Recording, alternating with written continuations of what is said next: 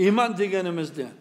Arap tilindeki iman sözü senu, ilanu, nemese rastao degen mağananı bildiredi. Al şariqattagi mağanası Allah'a және onun periştelerine, kitaplarına, elçilerine, kıyamet günü, sonday taqdirga, onun жақсылығы мен жамандығына iman keltiru.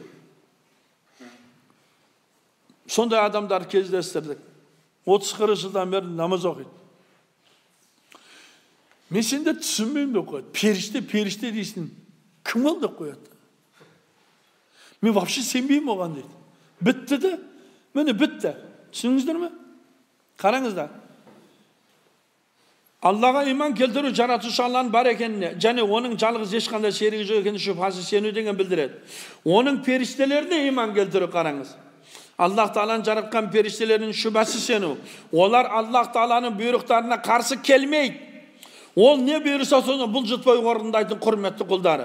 Allah Teala оларды нұрдан жаратқан. Олар ішпейді, жемейді. Жынысқа, ер мен ұрғашыға бөлінбейді. Нәсілдік жолмен көбеймейді. Және олардың саны тек бір Allah'a ғана мәлім. Енді христиандар, еврейлер, періштелер Құдайдың әйелі деген сөз жалған. Қарың, олар ішпейді, жемейді. Olar yer ayel cinsine bölünmeydi olar. Olardın sanın жалғыз ғана Allah biledi. Mene sol periştelegi senin yürekte bolu gerek. Hasan-ı Basri rahimahullah meşten шығып еді dostlar, o kelіңіз. Şaşlık yet, pet turgan et. Kelіңіз bir tamaqtanayıq деп atır еді. Hasan-ı Basri bir vağız aytayın деп atır еді. Toqtaş dedi. Tınıştırman jekşimler dedi. Bu жерде вағыз айтайын деп жатсың ба деді да, қараң. Сонда Хасан-ы Басри, не деп жатсыңдар сендер деді.